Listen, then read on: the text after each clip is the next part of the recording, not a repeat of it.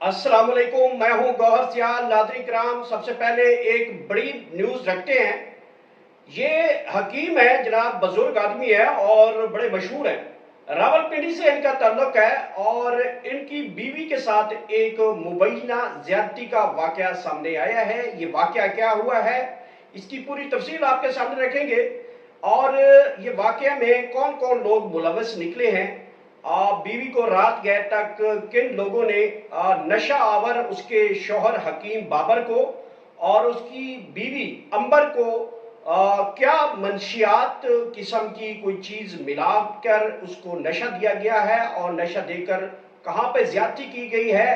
असल जो वीडियो है हकीम साहब की, उसमें क्या इंकशाफात सामने आए हैं और अब उसकी ताज़ा तीन जो रिपोर्ट आई है वो भी आपके सामने रखेंगे कि ये वाकया कहाँ पे हुआ, कैसे हुआ, क्यों हुआ। इसकी पूरी तफसील आ गई है, वो भी आपके सामने रखते हैं। नाज़रीन किराम, इस हवाले से गिलगित बल्तिस्तान में इमरान खान का रिकॉर्ड कायम कर दिया है और वहां पे तमाम तर जो फस्तायत है, तमाम तर जो मामलात हैं, इसके बावजूद पाकिस्तान तहरीक इंसाफ ने वहां पे अपना जो है वो सिक्का जमा दिया है। हुकूमत की जानिब से इलेक्शन से पहले बहुत बड़ी वारदात पकड़ी गई है और इलेक्शन चुराने का पूरा जो है वो बंदोबस्त जो है वो पकड़ा गया है और जीबी में अब लोग जो हैं अपना फैसला जो है वो लेकर दम रहेंगे। ये हुकूमत की वारदात इलेक्शन चुराने की कैसे पकड़ी गई है, पूरी तफसील आपके सामने रखेंगे। सबसे पहले ये बाबर हकीम साहब हैं, बड़े एक इज्जतदार लोग हैं और ये तकरीबन इनकी उम्र है 70-75 साल इनकी उम्र है। इन्होंने दूसरी शादी की है जिस लड़की के साथ इनकी शादी होती है उसका नाम है अंबर और ये ताल्लुक रखते हैं रावलपिंडी से। अंबर की उम्र जो है वो 20-22 साल है और हकीम साहब जो कि बाबर हकीम जो कि बड़े तिब के मशहूर हकीम हैं, उनकी उम्र 70-75 साल के बुजुर्ग शहरी हैं, बड़े इज्जतदार लोग हैं और इनके साथ एक ज्यादती का वाकया पेश आता है। ईद की दूसरी रात इनको रिश्तेदारों की एक कॉल आती है कि आप ईद पे हमारे घर आइएगा मिलने के लिए, बच्चे आपसे मिलना चाहते हैं। और ये सिलसिला जो है इससे पहले शुरू हो चुका होता है। बारहा जो है वो रिश्तेदारों की तरफ से फोन कॉल्स आती हैं कि हकीम बाबर साहब आप हमारे घर तशरीफ लाएं, हमारे खानदान आपको जो है अपनी नई जो आपकी बेगम है इसके साथ मुलाकात करना चाहते हैं।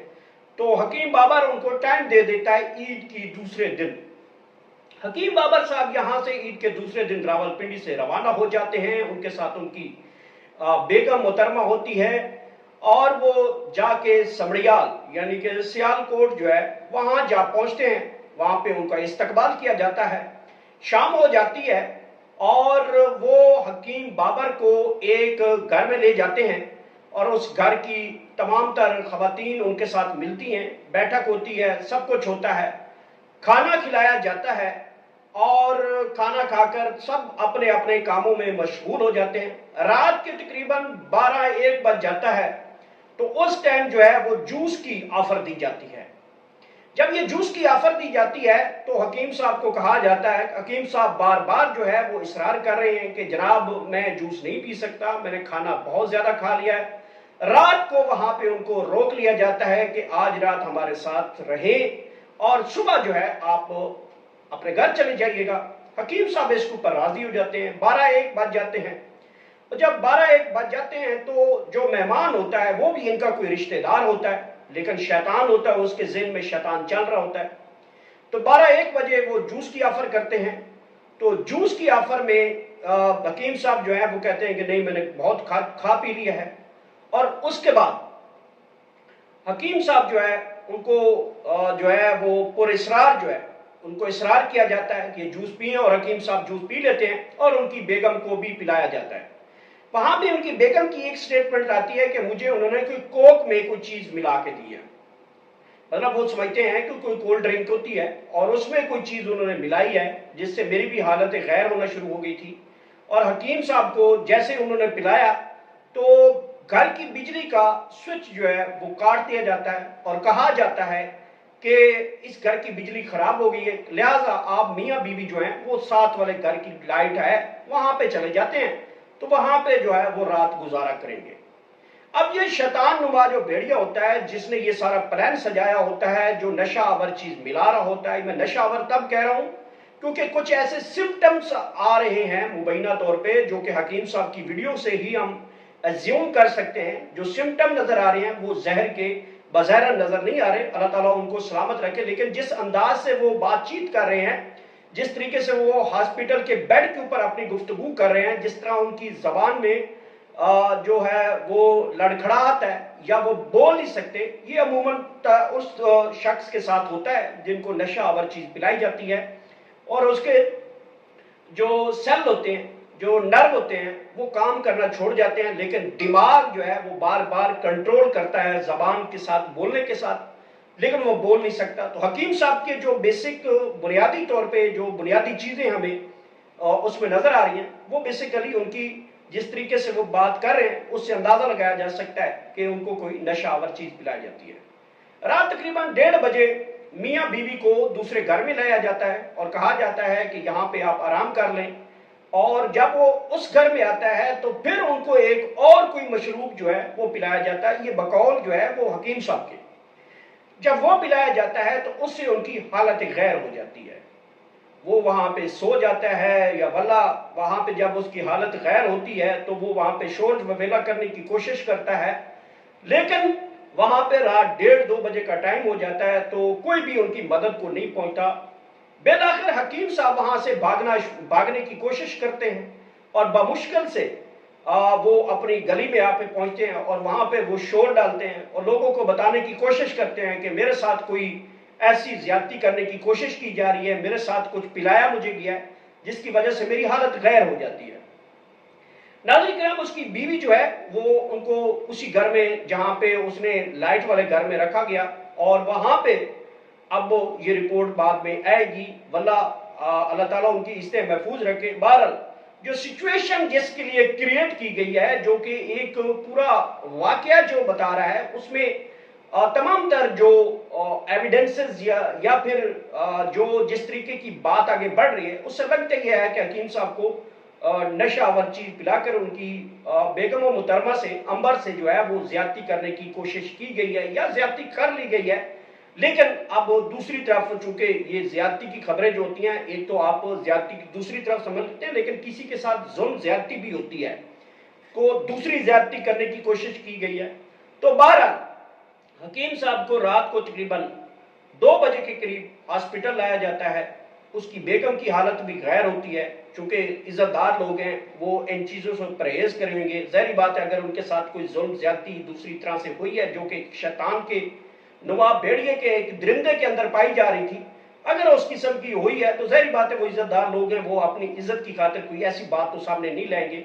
लेकिन जो आसार नजर आ रहे हैं, जो इस स्टोरी में ट्विस्ट नजर आ रहा है कि आखिर वो जहर देकर क्या करना चाहता था, मारना चाहता था क्या? कोई घर में बुलाए हुए मेहमान को जहर देकर मारेगा? उसे नहीं पता कि मेरे घर में वो मेहमान है, अगर मैं जहर दूंगा तो मर जाएंगे, मेरे ऊपर 302 लग जाएगा, मैं पूरी जिंदगी जेल में जाऊंगा, मुझे फांसी लग सकती है, तो कभी कोई जहर तो नहीं देगा। ये स्टोरी का जो ट्विस्ट नजर आ रहा है, इसमें मुझे बिल्कुल क्लियर नजर आ रहा है कि जो जिसके लिए मेहमान ठहरे थे, उन्होंने कोई नशावर चीज पिलाई है और उसकी बेगम के साथ ज्यादती करने की भरपूर कोशिश करने की वो कोशिश करता रहा है। रात को तकरीबन 3 बजे उसको वहां पे समड़ियाल THQ तहसील हेडक्वार्टर अस्पताल में लाया जाता है। वहां पे उसका मैदा वाश करने की कोशिश की जाती है। तब तक हकीम साहब बेहोश हो जाते हैं, और जब वो होश में आते हैं तो वो बताते हैं कि मेरी बेगम फला फला घर में मौजूद है, वहां पे उसको भी लाया जाए। नाज़रीन किराम, ट्विस्ट इसमें यहाँ पे जो हमारे जराए हैं वो ये बताते हैं कि जब उसकी बेगम को वहां से लाया जाता है तो वो भी नींद मदहोशी की सूरत में वहां पे पहुंचती है, उनकी भी तबीयत नासाज होती है, और ये सारी स्टोरी वहां पे बन चुकी होती है। जब ये हकीम साहब को थोड़ा बहुत होश आता है, उनका मैदा वाश किया जाता है, तो वो फिर लड़खड़ाती जबान के साथ ये बताने की कोशिश करते हैं कि मुझे कोई जहर दिया गया। बहरहाल उनकी रिपोर्ट्स जो उनके ब्लड है या उनका जो उनका यूरिन है, उनके टेस्ट के लिए उनका लिया गया है, और अब उसके नमूने जो है वो लेबॉर्ट्री में भेजे जाएंगे। उससे अंदाजा लग जाएगा कि जो जहर देने के इल्जामात हैं, क्या ये वाकईतन जहर दी गई है या कुछ और दिया गया। बज़ाहिर इस स्टोरी के अंदर जो सबसे बड़ा ट्विस्ट है कि अगर किसी ने जहर देनी होती तो वो घर बुलाकर कभी जहर नहीं दे सकता। हो सकता है हकीम साहब के कुछ ज्यादा ईद के दिनों में गैस्ट्रो प्रॉब्लम आजकल पेशेंट में बहुत आ रही है, गैस मैदे के अंदर गैस के मसाइल बहुत आ रहे हैं, हो सकता है उनको गैस्ट्रो प्रॉब्लम हुई हो सकता है कि जिन लोगों के घर में ठहरे हुए थे उन्होंने खाना अच्छा खिलाया और हकीम साहब और उसकी बेगम ने ज्यादा खा लिया हो, तो ये भी चीज हो सकती है। बहरहाल ये रिपोर्ट आएगी तो सामने आएगी। लेकिन जिस अंदाज से वो बता रहे हैं कि उनको एक घर में रात 12 बजे बैठाया गया, फिर मशरूब पिलाया गया, फिर बोतल पिलाई गई, जूस पिलाया गया और फिर उस घर की बिजली जो है वो खराब हो जाती है। खराब तो नहीं होती, जो एक शैतान होता है उसने पूरा प्लान समझा होता है, तो उसके साथ दूसरे घर की लाइट चल रही होती है तो वो उस घर में कोई और नहीं होता, फैमिली दूसरे घर में होती है, वो शैतान और हकीम और उसकी बेगम अंबर जो है वो दूसरे घर में चली जाती हैं सोने के लिए। तो अगली स्टोरी जो है वो रात 4 बजे जाकर पता चलती है कि हकीम साहब के साथ तो कुछ हुआ है, वो बेहोश हो जाते हैं और उनकी बेगम भी मदहोशी की हालत में है। बहरहाल ये रिपोर्ट सामने आएगी। अगर ये नशावर चीज खिलाई गई है तो उनके मकासद क्या थे। तो हमारे मुआशरे में ऐसे कई नासूर हैं, इनसे ये जो ऐसे रिश्तेदारों के नाम के ऊपर धब्बा है, ये कालक है, इन लोगों से महफूज रखा करें अपनी बेगबात को, अपने बीवियों को, अपने बच्चों को, अपने खानदान को, अपनी बेटियों को। तो ऐसी चीजों में लालच में मत आया करें। ये आपकी आस्तीन के वो सांप होते हैं जो किसी टाइम भी आपको डस सकते हैं। तो नाज़रीन, ये स्टोरी थी हकीम बाबर और उसकी बेगम अंबर की। अब बात कर लेते हैं पाकिस्तान तहरीक इंसाफ के अमूमन जो इलेक्शन इस वक्त आने वाला है उस हवाले से। कल से पाकिस्तान तहरीक इंसाफ ने गिलगित में 800 दफा 4 जो है वो नाफिज किया है और नाफिज अमल ऐसे किया है कि पूरी सड़कों के, पूरे गिलगित के पूरे पहाड़ों पे, चोटियों पे इमरान खान का डंका बज रहा है और इस हुकूमत से और इस निजाम से इमरान खान की वो तस्वीर, इमरान खान का वो झंडा, इमरान खान का वो नारा जो है वो हजम नहीं हो रहा। वहां की पुलिस को है वो भरपूर जो है वो दबाव डाला जा रहा है कि गिरफ्तारियां करो, लोगों को पकड़ो, कोई इलेक्शन कैंपेन ना करने दो। लेकिन मैं सुर्ख सलाम पेश करता हूं गिलगित बल्तिस्तान की आवाम को, जिस अंदाज से वो खड़े हैं, जिस फस्तायत के सामने वो दीवार बन के खड़े रहे और वो खड़े हैं, वो खड़े रहेंगे। देखिए, आप पाकिस्तान का ये पंजाब नहीं है कि जहां पे आप लोगों की बेटियों को उठाकर ज्यादती कर लें, जहां पे आप बीवियों को उठाकर शोहर के सामने ज्यादती कर डालें, जहां पे ये नहीं है कि आप बच्चों को अगवा करके सियासी जमातें छुड़वाएं। ये वाला सिस्टम वहां पे गिलगित बल्तिस्तान में कम से कम नहीं हो सकता।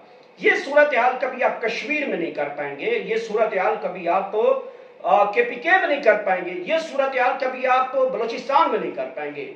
ये जो रिवायत है इस तरीके की, ये अब फलाप होती जा रही है। पंजाब में जिस दिन पंजाब निकलेगा, पाकिस्तान उस दिन अपनी इस खुद साख्ता जो एक गुलामी है उससे वो निजात पा लेगा। बहरहाल गिलगित बल्तिस्तान में पाकिस्तान तहरीक इंसाफ के झंडों से सज चुका है। झीलों से लेकर, वादियों से लेकर बुलंदोबाग जो पहाड़ है उनकी चोटियों तक पाकिस्तान तहरीक इंसाफ वहां पे कामयाब दिखाई दे रही है। हुकूमत इसमें बहुत बड़ा एक मिसहैप करने जा रही है और गिलगित बल्तिस्तान के इलेक्शन लूटने की तैयारी मुकम्मल दिखाई देती है। पाकिस्तान तहरीक इंसाफ के लोगों को कैंपेन से रोका जा रहा है, गिरफ्तारियों का सिलसिला शुरू किया हुआ है, लेकिन अवाम खड़े हैं। अवाम ने रात को जिस तरीके से सकर्दू में लोग निकले हैं और उन्होंने निकल कर कहा है कि अगर किसी ने हिम्मत है या कोशिश की कि गिलगित बल्तिस्तान में इलेक्शन चुराए जा सकते हैं तो वो फिर अपनी मौत अपनी आवाज के साथ पुकार रहा है। हम गिलगित में एक अपना वोट जो है उसका पहरा देंगे, चाहे हमें शहादतें क्यों ना देनी पड़ी। तो नाज़रीन करम, गिलगित जो है उसने पूरी आवाज सुना दी है। लेकिन यहाँ पे एक और भी बड़ी खबर है कि गिलगित बल्तिस्तान में मौजूदा जो हुकूमत है वो पीपल्स पार्टी की हुकूमत है। अब पाकिस्तान तहरीक इंसाफ की और पीपल्स पार्टी के दरमियान तो मामला चल रहे थे, गुफ्तगू चल रही थी फैसल करीम कुंडी साहब के साथ, फिर PTI और पाकिस्तान तहरीक इंसाफ के मामला आगे चल रहे थे। लेकिन वहां पे ऐसी क्या कुव्वत है जो कि पीपल्स पार्टी की हुकूमत के बावजूद जो है वो पाकिस्तान तहरीक इंसाफ और पीपल्स पार्टी की हुकूमत आमने सामने है। तो नाज़रीन, ये सोचने का मकाम है। تو یہ تھی اہم ترین ڈیولپمنٹ جو میں نے آپ تک پہنچایا. میرے چینل کا خاص خیال رکھیے گا. آخر میں اللہ پاک آپ سب کو اتنی زیادہ خوشیاں دے وہ آگے خوشیاں تقسیم کر سکیں. میرے کسی جملے کسی الفاظ سے کسی فکر سے کسی کی دل آزاری ہو تو میں اس سے معافی کا طلبگار ہوں. اللہ حافظ.